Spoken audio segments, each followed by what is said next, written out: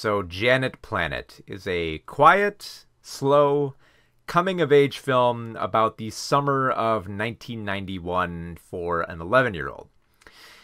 Now, right off the bat, what I have to mention about this film is that I love the fact that it doesn't have to...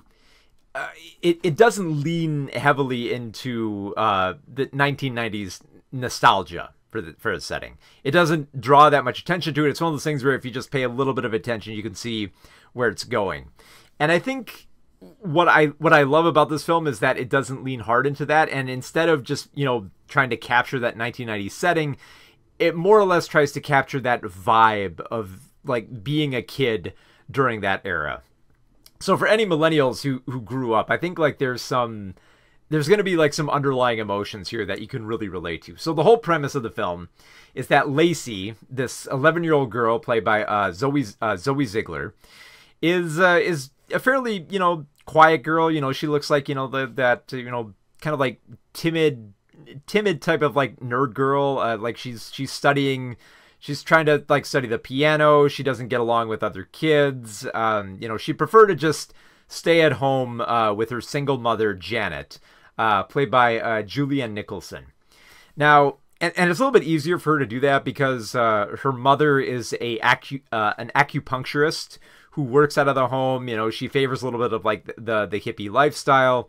So Janet is a little bit comfortable being around Lacey, especially since Lacey is very clingy to her mother. Like she still wants to be with her mother because she feels like she can connect with her most and communicate what she can't tell anybody. Because most of the time that we spend time with like Lacey, she lies to people. She doesn't say that much. She prefers to keep to herself, and like her few moments of joy that she has are small and fairly like compartmentalized, where most of the time she just spends it in this kind of like quiet judging manner around other adults. And it's only when night falls and she's sleeping right next to her mom where she feels like she can have this pillow talk of saying how, she views her life as kind of like a living hell. And it's like, and at first, like, if you're just looking at it on the surface level, it doesn't look that way because, Janet and Lacey live in this very like rural, like fairly like nice house. Like it's far off in like in a fairly like I said, fairly rural area. It's like away from most places and people. There's a lot of quiet. They can relax there. But like Lacey is growing a little bit concerned because she feels like she might be losing her mother when different figures come into her life, which could be replacements for her dad. So like one example, like, and the film is told in like these 3 chapters where it's like, based on whoever comes to stay with them at the time or spends the most time out at Janet's place. So there's Wayne, who's the first person who stays with Janet, played by Will Patton. And he is Janet's boyfriend, and he has a daughter of his own. But the thing is, like, like Wayne is also like very quiet and like a little bit like that he has like that judgmental tone to him, and he has like a past that he'd rather keep locked in the past and doesn't open up as much to Janet or Lacey in a lot of the scenes. So it's one of those things where it's kind of like, you feel like Wayne is on his way out, like just passively, going out the door. And I love how like the fact like they don't touch on anything that like, overtly abusive. It's one of those things where it becomes like, where it becomes noticeable. Like, there are moments where like Wayne says that he has a headache. He prefer to keep to himself. He's like a little bit bitter. He doesn't want to engage with people. And you can sense like that relationship is coming to an end. Then Janet comes across Regina, who is an old friend that she hasn't caught up with in a while, who's also in like a bit of like the hippie movement. Like she takes drugs and she convinces like Janet to do drugs with her, and they connect a little bit on that angle. Regina is played by Sophie Okonedo, and she's fairly eccentric, and Lacey kind of likes her, and they connect fairly well. But the thing is, like, Janet isn't quite, she doesn't quite see eye to eye with Regina on everything. And not to mention, like, Regina also has like a little bit of like that flightiness to her, for being within a cult.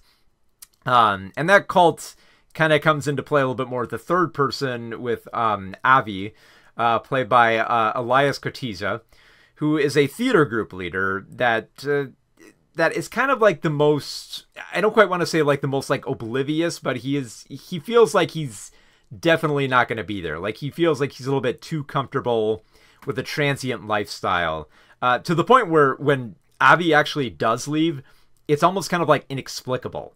There's almost like no reason or answer for it. Like it just happens. Like literally, like he's there one moment and then just gone the next. So yeah, that's what happens with all those men and women who come into Janet's life. But all this is seen from the perspective of Lacey, and Lacey has this very like quiet nature to her where she's still trying to define herself. She's not quite sure, what she thinks of herself and her mother and all these, it's, you can sense like, she's becoming a tween. She's almost at that point of being a teenager. And it's that part of herself that's kind of learning to let her mother go, which kind of becomes a little bit more vocal in the last scene here. But for most of the film, it's mostly just Lacey kind of trying to grapple with these thoughts in private. You see a little bit of that through her very through her silent puppet shows in her room, and how she just like hangs out in the backyard and just dozes off under tables and stuff like that, just being trapped within that boredom and trying to grapple with these feelings and move on and realize that that her mother is gonna is gonna grow. She's gonna find other people, and she might not find them, and she might just phase in and out of different people. It's something that Lacey has to get used to. But I think like it's interesting to see like that those moments of joy with Lacey. Like at one point, Lacey connects with Wayne's daughter from a previous marriage, and they get along fairly well. And I think it's one of those things where it's like it's bittersweet, where like Lacey realizes this isn't gonna last, and it's like realizing that those moments of joy are not always gonna be there, and that you kind of got to deal with it. Is just like a part of growing up. And it's beautifully communicated in this film that just gets lost in like the quietness and the loneliness of her situation. They don't try to do too much to linger back to the fact that it takes place in the 1990s. Like there's bits and pieces of it that I love. Like this is the perfect type of like retro film I love, because like they strew about the little clues here and there to let you know where it takes place. Like you can see little clues of that with the stores that are in like the mall that they go to. And then it becomes very obvious where at one point, when Lacey is on the couch, like sick with anxiety, you can hear like Clarissa explains it all in the background. And that's where like, oh, the millennials like, oh, yep, I know when this takes place. Got it. They never say it, but you can see it coming a mile away. And yeah, I think for how like it's very slow paced. It's very meditative.